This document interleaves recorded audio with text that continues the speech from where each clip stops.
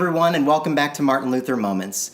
This week we'll see Martin have a profound change of thinking of the grace of God based on his study of the scriptures in their original languages. This personal revelation would directly influence the start of the Protestant Reformation. After Martin's troubling trip to Rome, he returned home to the monastery in Erfurt, but stayed only for a short while. On January 1st, 1511, Luther was sent to the Augustinian monastery in Wittenberg, where he would serve under Johann von Staupitz, who was the vicar general of the order in Germany and Luther's own confessor. The two were very close, and Staupitz strongly encouraged Martin to apply for his doctorate and take a position as professor at the university. At first he was reluctant, even though he had taught at Wittenberg several years earlier, but in the end he agreed, and on October 19, 1512, Martin was awarded a Doctor of Theology degree. At the ceremony, Luther pledged his submission to the authority of the Church and his commitment to teach the truth of the Scriptures, rejecting all false doctrine. This left a big impression on him, and he took this oath very seriously, which would play a part in his future rebellion against false theology. Eventually, he officially joined the theological faculty of the University of Wittenberg, where he would in fact spend the rest of his career.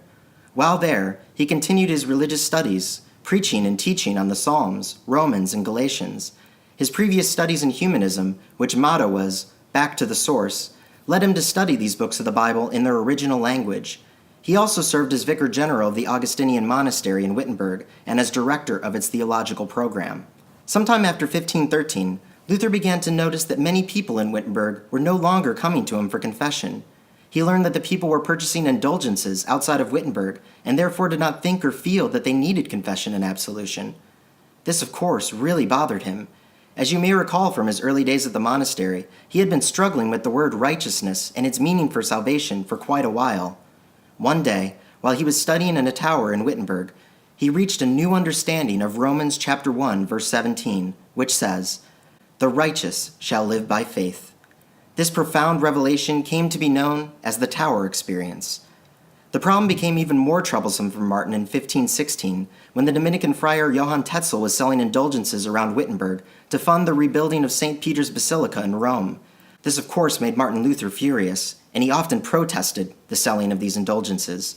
You see, Luther finally understood that grace, faith, and righteousness is a gift, and the work of God alone. Therefore, we are free from the law because of what Jesus has done for us. Martin Luther took this comforting truth to heart, which also meant that he no longer wanted any part of the false teaching and fear of the Church. In 1517, Luther did something which seems symbolic of his future mission. He changed his surname from Luther to Luther, which is the word for free, derived from the Greek. He had seen the glory of the gospel, the true meaning of grace, and from that moment on, he would be a champion for the Word of God instead of the false teachings of man. A change was coming, and Martin Luther would be the one to bring it. Well, that's all the time we have left for today, but please check in again next week to see what happens. In the meantime, remember your baptism and go in peace.